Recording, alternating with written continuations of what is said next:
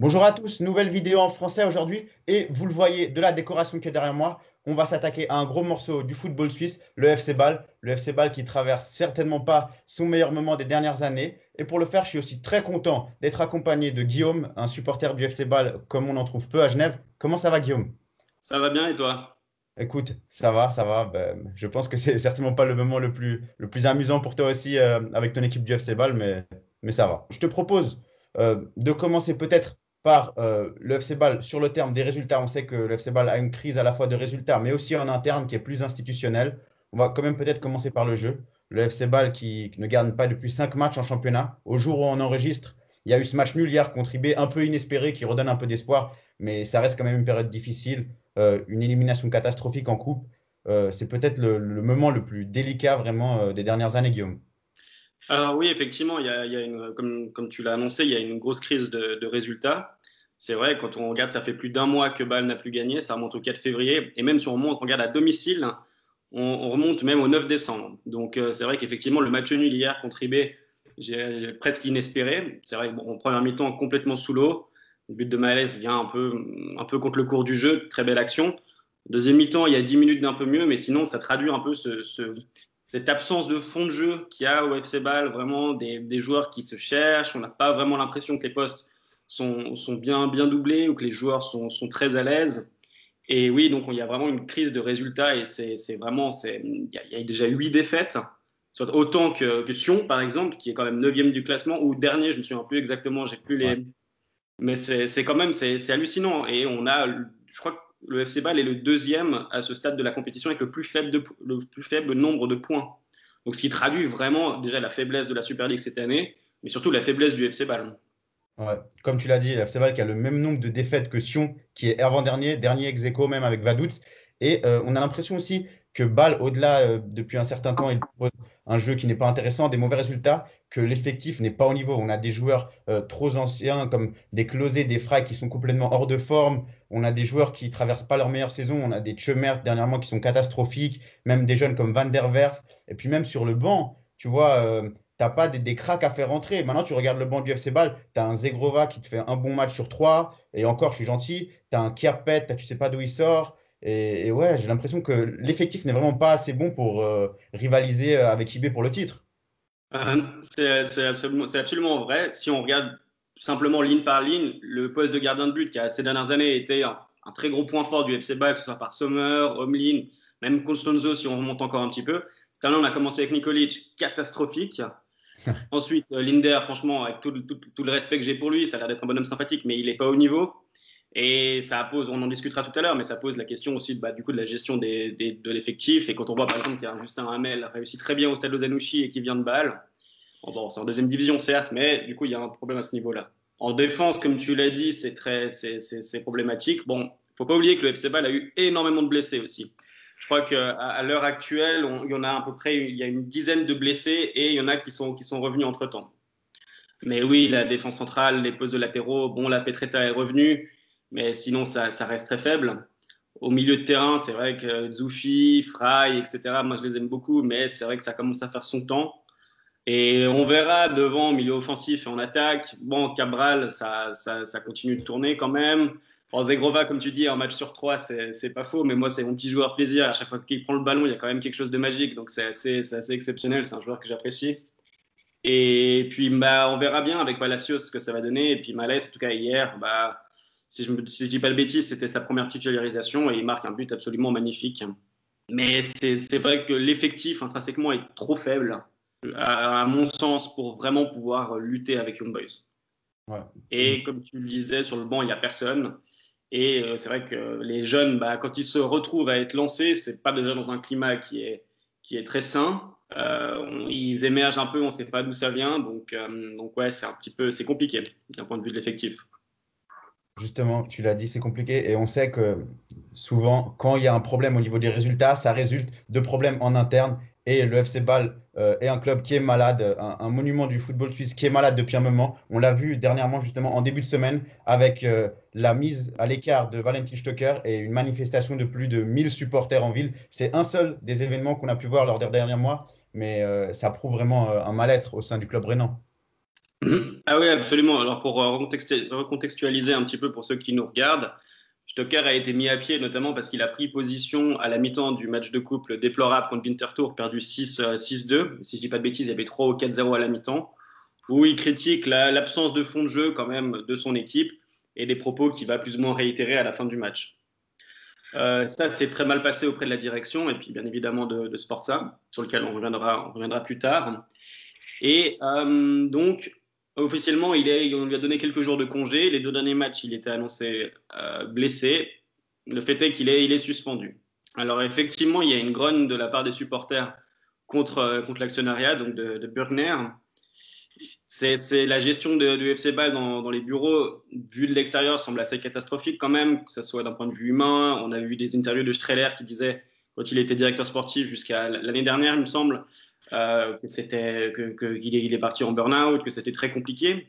On voit comment les anciens sont traités, que ce soit Alexander Frey qui a officiellement démissionné des moins de 21, mais dans la pratique, il a probablement été un petit peu mis dehors. Aujourd'hui, il entraîne à Ville. David Degen, qui a des actions du FC Bâle, qui est au conseil d'administration, qui fait office un petit peu de pare-feu pour éviter que ça parte dans tous les sens, parce qu'il a quand même un certain nombre il a un certain poids. Donc c'est très compliqué. Il y a la volonté de faire venir des investisseurs étrangers, apparemment un conglomérat anglais qui serait intéressé à s'investir. Ça déplaît très fortement aux supporters. Il y a vraiment un problème de légitimité des dirigeants. Et en fait, la mise à pied de Stoker, c'est vraiment été, je pense, la goutte d'eau qui a fait déborder le vase. Et comme tu l'as très justement dit, 1000 supporters en ville. Donc enfin, je veux dire, s'attaquer à Stoker, c'est quand même quelqu'un qui a presque 11 saisons, il me semble, au FC Bâle. Cette saison, c'est presque une implication. Il a joué 18 matchs, mais c'est impliqué sur 9 buts entre passes D et puis buts. Donc c'est quand même un joueur qui compte. Et il y avait déjà eu des problèmes quand on a retiré le brassard à Fry la saison dernière. Donc c'est ça, la gestion de la direction est particulièrement mauvaise. Ouais, tu l'as dit. Un des seuls peut-être aussi, Stoker cette année qui un petit parfois qui amène un petit rayon de soleil, disons, avec Cabral, avec quelques autres, comme tu l'as dit, Zegrova, parfois avec ses gestes. Mais ouais, c'est sûr que c'est la goutte d'eau qui fait déborder le vase. Et maintenant, à la situation où on en est, hein, avec un club qui maintenant depuis des mois est en train d'exploser un peu en interne, avec des déclarations aussi douteuses des présidents, est-ce que tu penses que c'est souvent la chose la plus simple à faire dans ces situations? On se dit, ah, ça marche pas, on enlève l'entraîneur. Est-ce que tu penses quand même que écarter Sforza, on enregistre, on est le jeudi 4 mars, peut-être que son poste là, il ne va pas tarder à le quitter, ou pardon, à être écarté. Mais est-ce que tu penses que c'est inévitable de changer quelque chose là? Alors, il faut changer quelque chose. Après, il faut prendre en compte l'institution. Par ça, je veux dire que normalement, un président défend son entraîneur et normalement, les joueurs ne doivent pas prendre le dessus. On avait vu ça, par exemple, le cas à l'Atalanta avec Papou Gomez qui s'est embrouillé avec Gasperini. Bam, on l'a dégagé. À Bâle, c'est la situation, bien sûr, c'est pas un club de même stature, mais pour l'instant, en tout cas, l'institution semble prendre le dessus sur le joueur qui est Stocker. Et puis, de manière générale, si Stocker le dit, c'est qu'il prend un risque en le faisant. Il est conscient de ce que ça peut engendrer. Et a priori, c'est qu'il a une partie du vestiaire derrière lui. Maintenant, le problème de l'entraîneur. Alors, effectivement, Sforza, je l'ai dit tout à l'heure, on l'a répété, il y a très peu de fond de jeu. C'est pas très sympathique. Au début, il y a eu cette volonté d'inclure un petit peu des jeunes. Pour finir, ça se fait pas vraiment, donc c'est un petit peu compliqué. Mais après, la question, c'est qui? Qui pour venir au FC Bâle maintenant, sachant que peut-être on peut terminer deuxième, mais il me semble que la deuxième place n'est plus qualificative pour la Ligue des Champions en Suisse à partir de la saison prochaine. Donc, il faudra voir le parcours de IB, mais éventuellement pour la saison d'après. Donc, c'est compliqué. Alexander Frey, alors je crois qu'il vient d'avoir sa licence pro, donc théoriquement, il peut entraîner, mais quand on regarde à Ville, c'est pas non plus exceptionnel en termes de résultats. Ville est huitième de la Challenge League, je crois. Et c'est plus un entraîneur formateur. C'est quelqu'un qui est bon pour lancer les jeunes. Il était très bien avec les U18 à Bâle. Bon, avec les moins de 21, il n'a pas eu beaucoup de temps. Mais puis à Ville, c'est un effectif très jeune. Donc la question de l'entraîneur, elle se pose. Mais la question de l'entraîneur à Bâle, c'est quelque chose qui, je trouve, revient assez souvent. Parce qu'on a eu des très bons entraîneurs. Et des entraîneurs qui aujourd'hui sont quand même reconnus. Je veux dire, Urs Fischer, par exemple, excellent. L'Union de Berlin, c'est incroyable ce qu'il fait.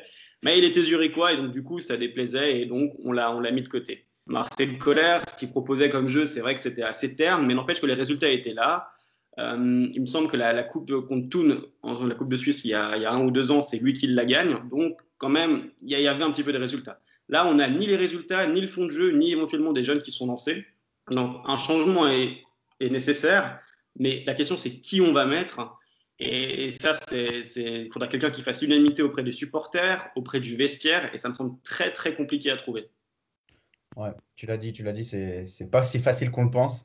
Et peut-être aussi pour reconstruire, oui, il faut peut-être un entraîneur, oui, il faut peut-être une nouvelle direction, mais on n'oublie pas que sur le terrain, il y a des joueurs, et on l'a dit, l'effectif est trop faible. Il y a cette arrivée de Palacios qui est vu comme un crack en Argentine, qui est un motif d'espoir. Il y a Malès aussi qui revient en Suisse, mais on a l'impression que c'est insuffisant. On ne sait pas, peut-être que Bâle va un peu corriger le tir sur cette fin de saison et nous montrer des belles choses, des joueurs qui vont un peu enfin step up. Mais voilà, il va aussi falloir s'activer sur le marché des transferts, j'ai l'impression. Alors oui, pour rebondir sur ce que tu dis, pour s'activer sur le marché des transferts, ça c'est vrai que ça va être peut-être une nécessité, mais de ce que, en tout cas, quand j'ai regardé le match hier soir, apparemment le FC Bâle va demander les aides de la Confédération, d'accord? Donc pour les fonds alloués au sport. Ça a comme conséquence de baisser drastiquement de baisser certains gros salaires. Donc du coup, ça veut dire qu'il y a une marge de manœuvre un peu moins importante. Pour faire venir des bons joueurs, voire des joueurs en devenir, ça réduit la marge de manœuvre. D'accord? Ensuite, quand on regarde au niveau suisse, les bons joueurs, avant, ils allaient à Bâle, Gachil, Zoufi, etc. Aujourd'hui, ils vont à Young Boys. Quand on l'a vu, par exemple, avec Efti, le latéral droit de Saint-Gall, qui allait à Young Boys. Donc, il va falloir se recruter. C'est vrai que Palacios, ce qui va nous faire une Delgado, ce serait magnifique. Mais, euh, mais pour l'instant, on lui donne un peu de temps pour voir. Malès, oui, mais Malès, c'est un prêt. Donc, c'est vrai que c'est un peu compliqué. On va voir là s'il s'engage encore un peu plus longtemps. Cabral, c'est une source de satisfaction, je trouve, quand même. C'est quand même un joueur assez exceptionnel, avec son petit caractère, mais sur le terrain, on peut lui faire très peu de reproches. Mais c'est vrai que Zegrova, oui, Zegrova, c'est une bonne idée, mais c'est vrai qu'un joueur un peu secondaire alternatif. En fait, il y a quelques années, on a voulu faire revenir des Frey, les Stocker, etc., en leur donnant de très gros salaires. Donc, ça a créé des déséquilibres au sein de l'effectif. Donc, ça a empêché de recruter à certains postes qu'il faudrait. Et aussi, Bâle sort beaucoup moins de. Enfin, on a l'impression que Bâle sort un peu moins de jeunes. Cette saison, Bouniakou jouait un petit peu. Yannick Marchand avait commencé, mais ça avait déjà été entamé sous l'ère Marcel Koller à partir de l'année dernière. Et il ne faut pas oublier aussi que l'académie de Bâle a été restructurée il y a 1 ou 2 ans avec l'arrivée de Van Lierop, qui est un ancien de l'Ajax et de Salzbourg, qui apparemment en interne, ça a créé un petit peu des soucis. Maintenant, c'est en train de se remettre en place, mais du coup, c'est vrai que pour qu'une nouvelle génération de joueurs éclose, il faudra peut-être un peu plus de temps. Mais ça reste le problème, donc, du coup, de problème des financements. Et d'ailleurs, à ce propos, je tiens juste à dire qu'on a critiqué certains clubs pour faire des deals avec la Juve assez bizarres, mais le FC Bâle a quand même vendu un jeune qui avait jamais joué en pro 4 millions et acheté Séné pour le prêter donc à la Juventus, pour le prêter dans la foulée à Chypre.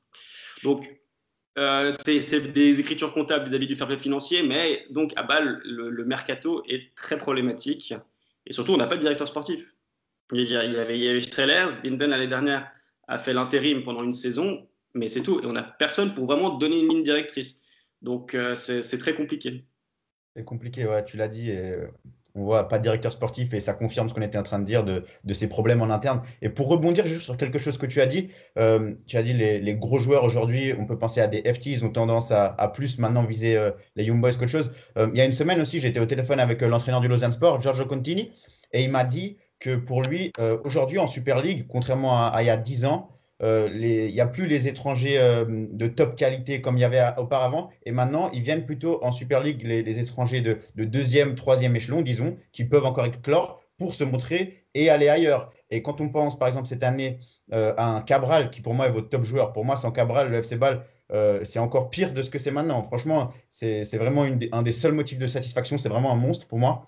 Et un Cabral, par exemple, si Bâle se retrouve cet été avec un Cabral qui s'en va, et avec l'effectif actuel, avec des joueurs vieillissants, des jeunes qui ne sont pas encore satisfaisants, il y a des questions à se poser.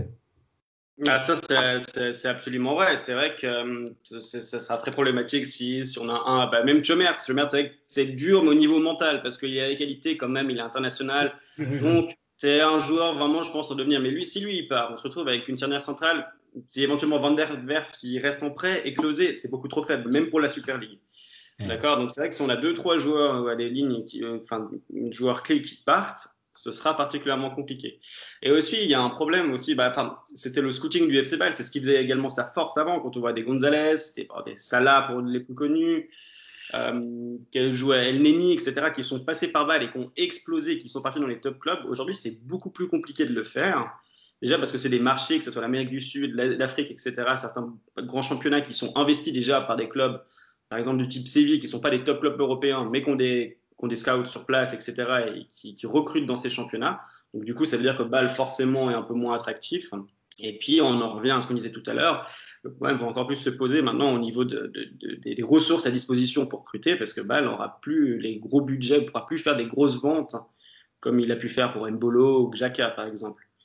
Cabral, c'est un joueur que j'apprécie énormément, mais il va partir dans un club intermédiaire allemand de première division, par exemple, au mieux, et il partira pas pour plus que 7-8 millions, je pense. Donc, enfin, je suis pas devin, j'ai pas de boule de cristal, mais la Suisse a énormément de difficulté à vendre ses joueurs très chers, n'étant pas un grand championnat, et puis les joueurs n'étant pas d'une qualité exceptionnelle, et donc ça pose problème. Mhm. À propos des jeunes, est-ce que tu penses que la reprise qui est en train d'arriver de la Promotion League, on sait que la réserve baloise est en troisième division suisse, va un peu aider à relancer ces jeunes, à leur donner du rythme, parce qu'ils jouent pas beaucoup ce Sforza en Super League. Alors c'est vrai que sous Sforza, il joue pas énormément. C'est vrai que c'est un peu compliqué. La reprise de la Promotion League, oui, de manière générale pour le football, c'est une bonne chose. Alors après, si je dis pas de bêtises, le FC Bâle, c'était assez compliqué quand même en Promotion League. C'était plus le bas de tableau que milieu voire Ouais. haut. Donc, donc tant mieux pour les jeunes. Ils ont du temps de jeu dans cette catégorie d'âge. Alors ils ont repris, il y a eu ils vont reprendre, je ne sais pas exactement quand, mais c'est vrai que ça leur donnera du rythme. Mais après, la question va se poser, c'est est-ce que ça va leur permettre d'intégrer l'équipe première? Je pense pas. L'objectif, ça va être de se maintenir en promotion. Ils vont pouvoir reprendre et à ce moment-là, du coup, le groupe sera vraiment scindé première équipe et puis monde 21. J'ai pas de boule de cristal de nouveau, mais c'est vrai que ça, pour les jeunes, ça leur permettra d'avoir du rythme. Ça évitera un trop gros déficit dans leur progression. Mais vis-à-vis de l'équipe première, à mon avis, ça n'aura pas énormément d'impact. Ok. Et on va terminer peut-être sur ça. Combien de temps ça va durer, tu penses encore? Parce que là, c'est de pire en pire. Sincèrement, c'est de pire en pire. Hier, il y a eu cette égalisation contre Young Boys qui donne un peu d'espoir, mais il n'y a rien qui va. Et est-ce qu'il faut forcément attendre l'été? Est-ce que même cet été, ça va pas s'arranger? Tu l'as dit, tu n'as pas de boule de cristal. Mais quel est ton ressenti? Est-ce qu'il y a quand même des raisons d'avoir des bons pressentiments? J'ai envie d'être d'un naturel optimiste et de te dire oui. Young Boys, ça fait quoi, 3 années de suite qu'ils gagnent le championnat. Donc là, ils sont partis pour une quatrième. Donc déjà la première année, on disait saison de transition. Deuxième année aussi. L'année dernière, particulier avec le Covid. Cette année, on se dit ça peut partir. C'est un cycle sans fin. Et le problème, c'est que si Young Boys met en place une hégémonie comme le FC Bâle a pu le mettre dans la première décennie des années 2000, ça va être vraiment très très compliqué, et peut même un peu plus tard, ça va être vraiment très compliqué de pouvoir s'en sortir. Je pense qu'il faudrait un changement vraiment profond au sein des hommes qui gèrent le club, que ce soit donc la direction, réfléchir au rôle de l'entraîneur et puis réfléchir de manière générale au projet sportif, parce que le projet sportif pour l'instant est difficilement lisible, que ce soit au niveau des profils qu'on recrute, parce qu'on recrute des vieux, on recrute des jeunes à fort potentiel, mais on voit que ça marche pas très bien. Donc sur l'idée, pourquoi pas? Je veux dire, c'est quelque chose qui peut se faire, comme Young Boys l'a fait par exemple, avec des jeunes qui sont bien encadrés, mais à Bâle, ça prend pas trop. Kim Klose est catastrophique, pour citer que lui. Et ensuite, au niveau des jeunes qu'on lance, il faudrait pas parler de quotas, mais il faudrait vraiment que certains jeunes soient lancés et aient du temps de jeu, mais vraiment conséquent. Et qu'au lieu de se dire, bah écoute, on va recruter un latéral droit, et bah voilà, on a un jeune dans l'académie, il sera prêt dans 6 mois, mais on le met déjà, on lui donne du temps de jeu. Donc je peux pas te dire combien de temps ça va être la disette pour Bâle. En plus, cette année, il y aura vraiment pas de titre parce qu'il y a eu une élimination piteuse en coupe contre Winterthur. Donc compliqué. Le mieux, c'est vraiment d'essayer d'aller chercher cette deuxième place, essayer de jouer l'Europe, histoire d'accumuler un petit peu d'argent. Et peut-être qu'au bout d'un moment, les choses se mettront entre elles. Peut-être que le problème, c'est les joueurs. Hein. C'est pas impossible. Je veux dire, il ne faut pas non plus diaboliser la direction et puis penser que les joueurs sont des anges. Peut-être que le problème vient des joueurs et qu'en se séparant de 2, 3 cadres, peut-être un peu des leaders négatifs, peut-être que ça tournera mieux, je ne sais pas. Mais j'espère le plus que la saison prochaine, ce sera la saison du tournant. Écoute, Guillaume, Merci beaucoup pour ta participation. Je pense que tu as apporté une vraie plus-value avec vraiment des bons points sur le FC Bâle, des belles anecdotes aussi. Je te remercie. Mais merci à toi et puis continue ton travail parce que c'est vraiment très intéressant et c'est vraiment un plaisir d'avoir une personne qui couvre, les championnats suisses. Et puis encore plus de vidéos en français pour nous francophones. On va essayer. Merci beaucoup, ça fait plaisir. Merci à tous d'avoir regardé cette vidéo. À très vite et merci.